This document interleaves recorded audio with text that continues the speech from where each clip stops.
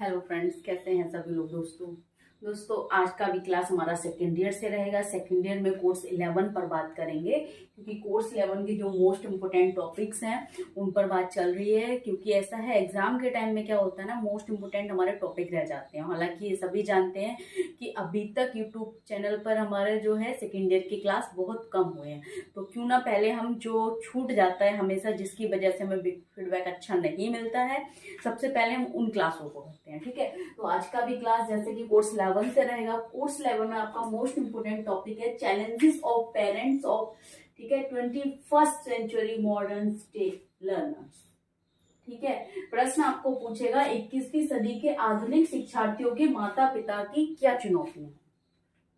मतलब वो जो 21वीं सदी है, ठीक है ना, उनके समय की और आज के समय के लेकर माता पिता के सामने कौन कौन सी चुनौतियां, ठीक है, किन किन चुनौतियों का सामना करना पड़ता है। तो ठीक है, देखिए 21वीं सदी के पालन पोषण दर्शन में माता पिता की प्रतिक्रिया कम रहती थी। क्या है ना कि पहले के टाइम में क्या होता था, पेरेंट्स जो है बच्चे के पढ़ने संबंधी या बच्चे के, हम कह सकते हैं कि बच्चे के पढ़ने संबंधी हो गया, या बच्चे के स्कूल का समय या स्कूल के जाने का आने का समय, और क्या पढ़ रहा है बच्चा क्या नहीं पढ़ रहा है, स्कूल की दुनिया से बहुत दूर रहते थे। उन्हें मतलब नहीं होता था बच्चा क्या पढ़ रहा है क्या। लेकिन आज का अगर हम देखें तो पेरेंट्स सुबह स्कूल की टिफिन से लेकर होमवर्क से लेकर उनका जो स्कूल जाने का वे है, लाना छोड़ना, सब कुछ जानते हैं। ठीक है ना, वे सब चीजें कह रहे हैं 21वीं सदी के पालन पोषण दर्शन में माता पिता की प्रतिक्रिया बच्चों के प्रति कम रहती थी, चाहे उनके शिक्षा के प्रति या उनके दुनिया के प्रति या परवरिश के प्रति। कह रहे हैं ये इनकार करते हैं, अपने बच्चों के व्यवहार के लिए बहाना बनाते हैं। वो कह रहे हैं ये इनकार करते हैं अपने बच्चों के प्रति, क्या बहाना बनाते हैं, हमें नहीं जा सकते, तुम अकेले चले जाओ, या मैं नहीं करा पाऊंगा काम, मुझे टाइम नहीं है, फुर्सत नहीं है। ठीक है, तो कह रहे हैं दिशा बनाम विकल्प प्रदान करते थे। उसके लिए क्या है, और दूसरा एक ऑप्शन देते थे, तुम ऐसे चले जाओ, किसी और के साथ चले जाओ, किसी और से होमवर्क करा लो, वो कर देगा या कोई और कर देगा। मतलब माता पिता ज्यादा इन्वॉल्व नहीं रहते थे। कह रहे हैं जिससे बच्चे को भ्रम पैदा होता है। क्या है, बच्चा भ्रमित हो जाता है कि ऐसा क्यों नहीं कर रहे मेरे माता पिता मेरे साथ, या मुझे क्यों प्यार नहीं कर रहे, ध्यान क्यों नहीं दे रहे। ऐसा नहीं है, प्यार कम करते थे लेकिन ध्यान नहीं देते थे। ठीक है, कह रहे हैं जब उन्हें दिशाओं सीमाओं की आवश्यकता होती है, यानी कि, तो कह रहे हैं पिछले, जब उन्हें दिशाओं, वह एक समय होता है बच्चे का कि क्या है कि पेरेंट्स उनको सही दिशा प्रदान करें और उनके ध्यान की और प्यार की परवरिश की उनको आवश्यकता होती है। वहीं देखा जाए पिछले आधुनिक दशकों में हमने देखा है कि माता पिता अपने बच्चों से मिन्नत करते हैं। आज के समय अगर हम देखें ना, आधुनिक समय में अगर देखें तो पेरेंट्स क्या है, बच्चों को मनाते हैं, आप पढ़ लो, आप लिख लो, आप ऐसा काम कर लो, होमवर्क कर लो, ट्यूशन वर्क कर लो, क्लास वर्क कर लो, या ट्यूशन जाना है, ये करना है, क्या करना है, कैसे करना है, सब आजकल मिन्नतें करते हैं। पेरेंट्स बहुत ध्यान देते हैं और उनसे बातचीत करते हैं, बच्चों के साथ बातचीत करते हैं, एक फ्रेंकली बिहेवियर करते हैं, एक फ्रेंकली रिलेशन भी रखते हैं। उन्हें मनोवैज्ञानिक रूप से सही काम करने के लिए उन्हें मोटिवेट करते हैं, प्रेरित करते हैं, और उन्हें अच्छा अवसर प्रदान करते हैं। ठीक है ना, एक अच्छा अवसर उन्हें प्रदान करते हैं कि आप करो मैं कराऊंगा, आप करो मैं कराऊंगा, मैं सिखाता हूँ, क्यों नहीं होता, ऐसे नहीं होगा, ट्यूशंस में होगा, ट्यूशंस में नहीं होगा, एक्स्ट्रा क्लासेस होंगी। तो बच्चों को बहुत ज्यादा वो कंसीडर करते हैं। इसीलिए अपने बच्चों की दुनिया में अधिक ध्यान देने की आवश्यकता है। समझ रहे हैं, इसीलिए क्या है, बच्चे को समझना बहुत जरूरी है, बच्चे की परवरिश बहुत जरूरी है, बच्चे को ध्यान देना बहुत जरूरी है। ठीक है, किस प्रकार से हम बच्चे को ध्यान दे सकते हैं, क्या क्या करना चाहिए एक अच्छे पेरेंट्स के लिए। अपने बच्चे के परवरिश को पढ़ना सीखे, यानी कि बच्चे की जो परवरिश है, पेरेंटिंग जो है, हमारी पेरेंटिंग में कोई कमी तो नहीं है क्या, हमारी कमी से बच्चे में कोई फर्क तो नहीं पड़ रहा है क्या, हमारी कमी से बच्चे के व्यवहार पे प्रभाव पड़ रहा है, या हमारी कमी से, हमारी पेरेंटिंग की कमी से कहीं बच्चे का सामाजिक विकास कोई प्रभाव पड़ रहा है, या हमारी वजह से बच्चे के मानसिक विकास पे प्रभाव पड़ रहा है, भावनात्मक विकास पे प्रभाव पड़ रहा है। तो ये सब चीजें हमें पढ़ना है, समझना है। पढ़ने का मतलब है समझना है। अपने बच्चे के परिवेश को पढ़ना सीखे, उन उनके सामने आने वाली चुनौतियों, संघर्षों और अवसर को पहचाने। मतलब बच्चे किन किन चैलेंजेस को देख रहा है, उनको अपना रहा है, उनका सामना कर रहा है, कितना स्ट्रगल कर रहा है, और उन सब चीजों को हमें आइडेंटिफाई करना होगा। कहाँ पर बच्चे को स्ट्रगल करना है, कहाँ पर नहीं करना है, कहाँ पर उसकी मुश्किलें आ रही है, इन सब चीजों को आइडेंटिफाई करना है, पहचानना है। और कौन कैसे क्या उन्हें प्रभावित करता है, मतलब किस प्रकार से वे सीखते हैं, किस प्रकार से वे काम करते हैं, कैसे उन्हें सीखना पसंद है, कैसे काम करना पसंद है, किस तरीके से काम करना पसंद है, और उन्हें किस चीज से बहुत ज्यादा इफेक्टिव है, ठीक है, वो सब उन्हें करना है।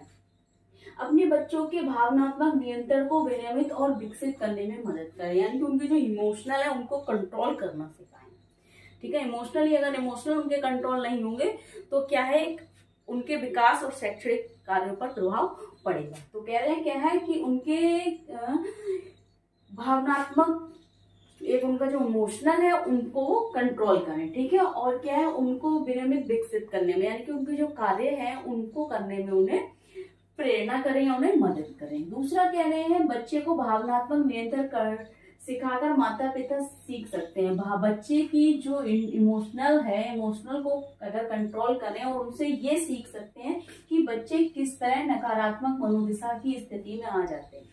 बच्चों की भावनात्मक जो स्थिति होती है हमें वो बता देती है कि बच्चे किस तरीके से एक नकारात्मक मनोदशा में पहुंच गया है, जिससे अगर नियंत्रित छोड़ दिया जाए, यानी कि अगर हम अनियंत्रित छोड़ दें किसी भावनात्मक नियंत्रण को अनियंत्रित कर दें तो यह उनकी सफलता को प्रभावित करता है। नेक्स्ट कह रहे हैं सकारात्मक परिणाम प्राप्त करने के लिए अपने बच्चे को व्यवहार को पुनर्निर्देशित करें, यानी कि एक अच्छा पॉजिटिव रिजल्ट के लिए बच्चे से हमें पॉजिटिव रिजल्ट हो, चाहे वो स्कूल से हो या बिहेवियर से हो, कम्युनिटी से हो, फैमिली से हो, ठीक है ना। सकारात्मक रिजल्ट प्राप्त करने के लिए अपने बच्चे को व्यवहार पुनर्निर्देशित करें, यानी कि उनको अच्छे व्यवहार सिखाएं और उन्हें टाइम पर इंस्ट्रक्शन दें, उन्हें कैसे करना है, क्या करना है, कब करना है, उनके लक्ष्य को पूरा करने में उनकी मदद करें, ठीक है।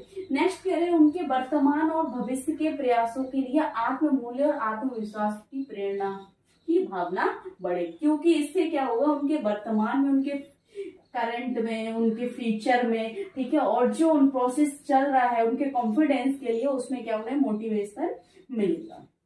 अच्छा, माता पिता के सामने क्या क्या चुनौतियां आती हैं, देखिए।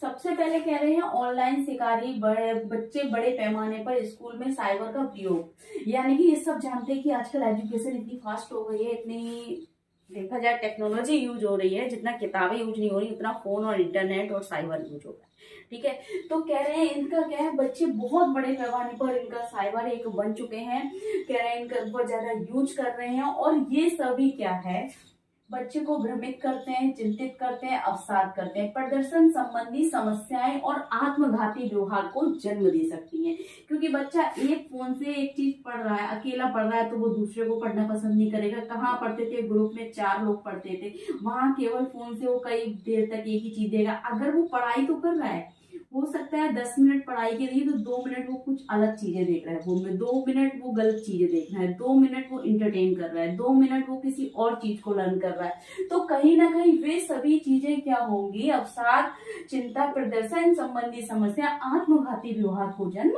देती है।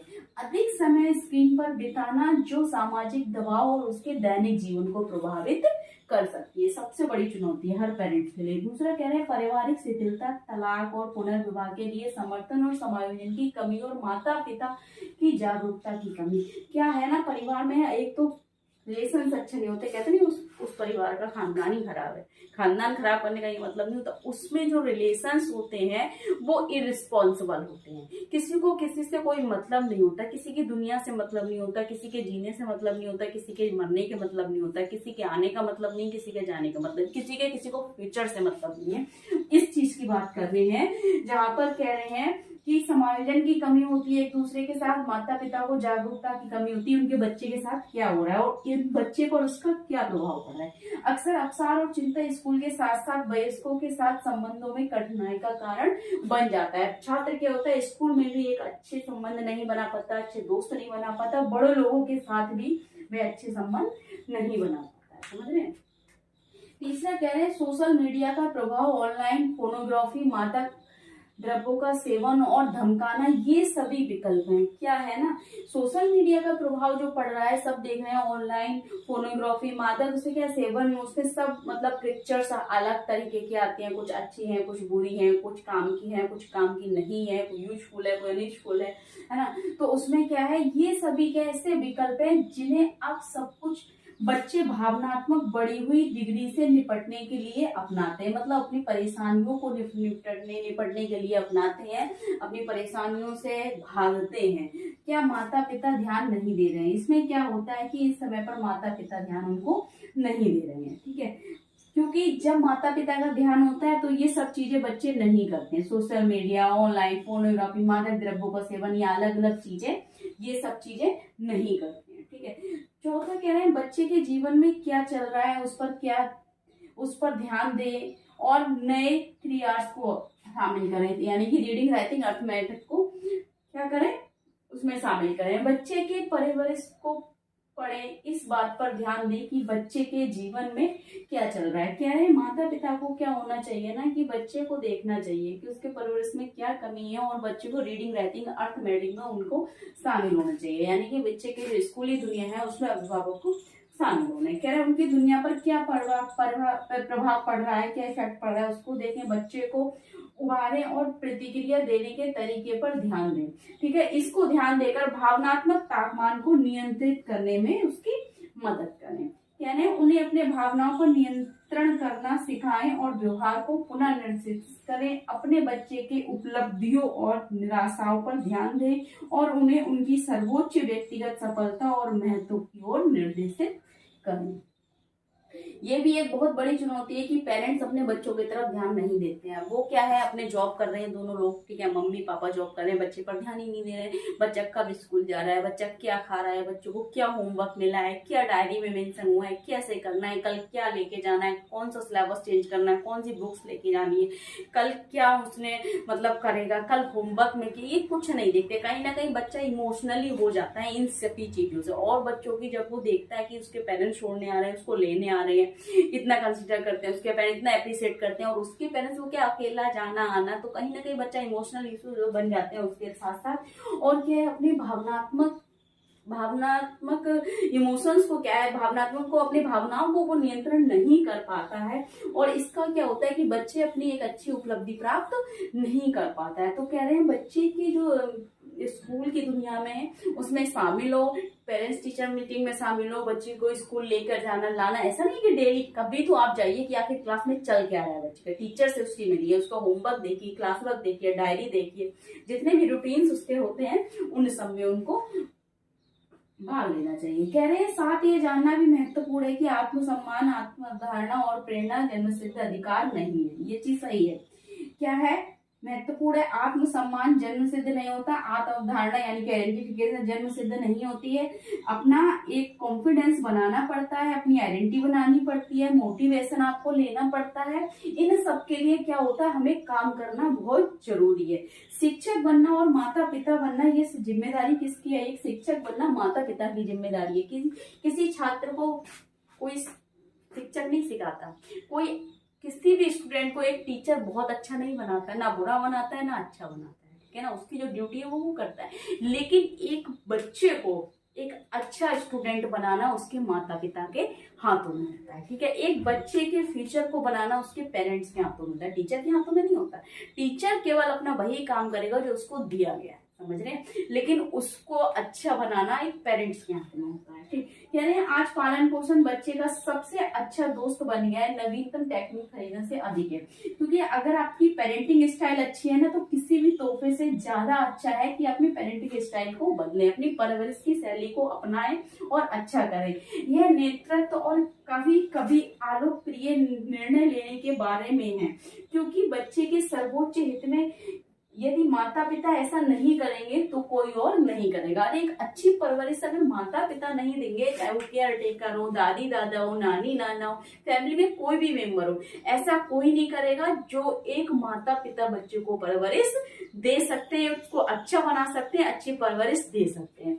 तो ये 5 नंबर का आपका टॉपिक क्लियर हो गया। 5 नंबर के लिए very very most important topic है। पेपर 11 से जो भी मोस्ट इंपोर्टेंट टॉपिक रहेगा 5 नंबर वाला, 10 नंबर वाला, जो भी आपके प्रश्न पत्र में पूछा जाएगा सभी टॉपिक क्लियर कराने हैं एग्जाम से पहले। टेंशन ना लें। अब हो सकता है 1 वीक का गैप हो जाए क्लासेस में, लेकिन आप टेंशन लेने की जरूरत नहीं है, कहीं नहीं जाएंगे। क्लास हमेशा आपकी अपलोड होती रहेगी। मोस्ट इंपोर्टेंट जो क्लास है सभी अपलोड हो जाएंगी।